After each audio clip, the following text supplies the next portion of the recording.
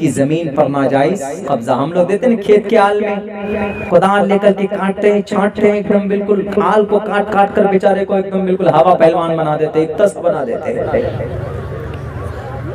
کسی طریقے سے زمین ہڑپ لے, کسی طریقے سے میری دکان ترقی کر جائے, کسی طریقے سے میرا بزنس بڑھ جائے. دنیا میں ہے, دنیا میں آپ کچھ کیا کر پائیں گے لیکن مرنے کے بعد کسی کو اگر ہم نے گالی دی, کسی کو اگر برا بھلا ہم نے کہا ہے تو وہ اس آدمی سے بھی وہ آدمی بھی آپ سے سوال کرے گا.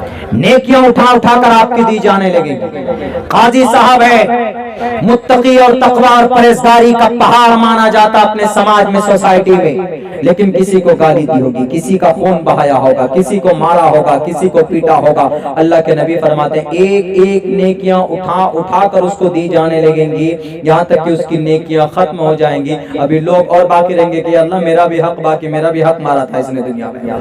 کہے گا کیا ہوگا پھر؟ اللہ کے نبی فرماتے ہیں کہ جو دعوے دار ہوں گے ان کے گناہ اٹھا کر اس کے اوپر ڈال دیے جائیں گے, گھسیٹ کر جہنم میں ڈال دیا جائے گا.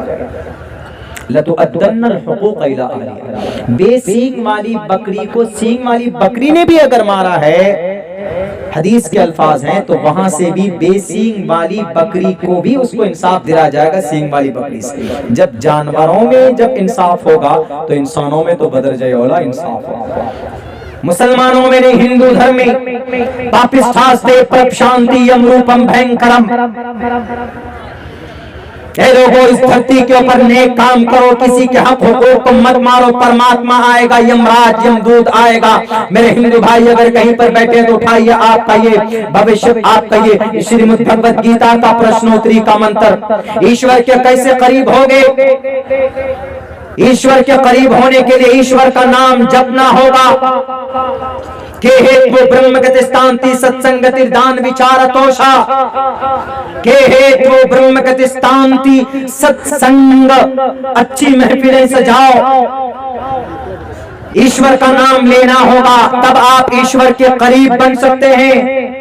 یہ نہیں کہ جناب 30 دن میں, 15 دن میں, ایک ہفتے میں کبھی ایک مرتبہ ایشور کا اوم نام لے لیا. نہیں, دوسروں کا بھی حق حقوق اگر آپ نے کسی کا قبضہ کیا ہوگا, کسی کو مارا پیٹا ہوگا, تو آپ کا بھی پرماتما کہے گا مرنے کے بعد کہ تم نے کسی کے اوپر کیوں ظلم زیادتی کی تھی. یہ اسلام کا پیغام نہیں ہے, یہ مانوتا کا پیغام ہے. آپ کے شاستروں کا یہ اسلوب ہے جس کے اندر کہا گیا کہ اے لوگوں زمین کے اوپر کسی کو تکلیف مت دینا.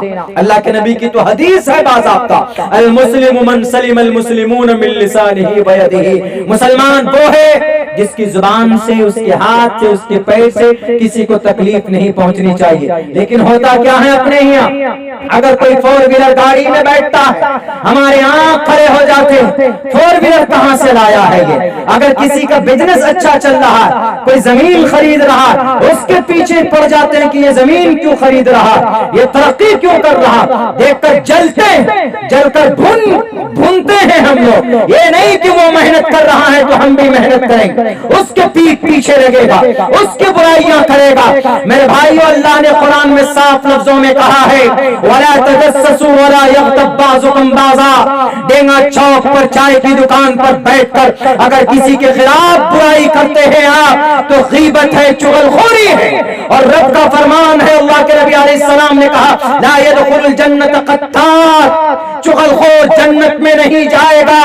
جو چغلخوری کرتا ہے, چائے کی دکان پہ بیٹھتا, چائے کم پیتا ہے, دوسروں کی برائیاں زیادہ کرتا ہے. اگر آپ کو اللہ تبارک و تعالیٰ نے دولت نہیں دی ہے تو اللہ سے دعا کیجئے کہ اللہ تبارک و تعالیٰ میں غریب ہوں, محنت کیجئے, مزدوری کیجئے. کہ اللہ کے نبی نے محنت نہیں کی تھی, اللہ کے نبی نے تو بکریاں تک چرائی. آپ علیہ السلام نے 20 سال میں کاروبار کیا تھا, تجارت کی تھی. محمد رسول اللہ صلی اللہ علیہ وسلم نے تب جا کر آپ علیہ السلام 40 سال کی عمر میں رب ذوالجلال نے ان کو نبوت سے نوازا, ورنہ اس سے پہلے محمد رسول اللہ محنت کرتے تھے. آج ہم محنت کم کرتے ہیں اور چغلخوری زیادہ کرتے ہیں, دوسروں کو دیکھ کر جلتے ہیں, حسد کرتے ہیں, کینہ, بغض, عداوت, ساری بیماریاں ہمارے اندر پائی جاتی کہ نہیں مولانا فلاں صاحب کیوں اتنی ترقی کر رہا, وہ اتنی کیوں ترقی کر رہا. جادو ٹونے ٹوٹکے میں لگے رہتے, فلاں عامل کے پاس جاؤ, فلاں عامل کے پاس جاؤ. کیا ہے तुम्हारा अमल पेश होगा अल्लाह तबारक व तआला के दरबार में। मेरे हिंदू भाई, आपके यहाँ भी ये परमिशन नहीं है। ईश्वर साफ लफ्जों में कहता युनहा पिता जनिता युविधाता, मौत आपके यहाँ भी है। अविक्तम विक्ति मा पन्यम मन्यन्ति माम अबुद्धमा परमभाव मजानन्तो ममा भियमावनुत्तमम।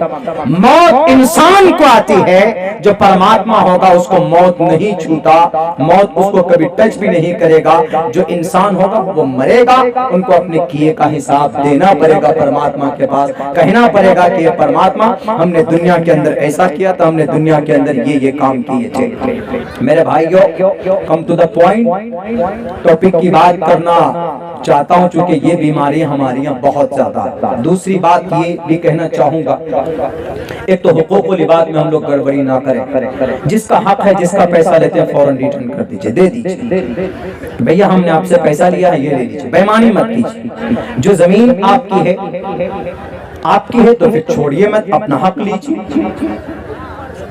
लेकिन बेईमानी बिल्कुल नहीं, बेईमानी गलत तरीके पर आप अपना हक लीजिए, नो प्रॉब्लम। इस्लाम मना नहीं करता, भारत का संविधान भी आपको मना नहीं करता। हुकूकुल इबाद में गड़बड़ी नहीं। हुकूकुल इबाद बंदे का हक, यानी किसी बंदे का हक है तो वो आपको अगर माफ कर दे दुनिया में, तो कल क़यामत में रब भी माफ कर देगा। अगर उसने माफ नहीं किया तो आपको वो आदमी कल क़यामत में गिरबान आपका पकड़ सकता है। क्या पकड़ेगा? डेफिनेटली पकड़ेगा आपको। दूसरी बात ये कहना चाहूंगा, हमारे बहुत सारे नौजवान बहुत ज्यादा कोरेक्स पीने लगे, बहुत ज्यादा पीते हैं, कोरेक्स पीते हैं, ठेपी सोल्यूशन सूंघते हैं, मस्त हो जाते हैं, गाड़ियां चलाते हैं ऐसे कि नहीं समझ में आता है कि भाई हमारा बच्चा है समाज का। हमारा सीमांचल सबसे गरीब इलाका है मेरे नौजवानों और जवानों, आप कौम की तकदीर हैं, आप इस कौम की सरमाया। सिर्फ ये नहीं, फिल्म के पीछे लग गए, मोबाइल ले लिया, कान में लीड लगा लिया, कोरेक्स स्पीकर एकदम टुन है जना, अपनी इनकम का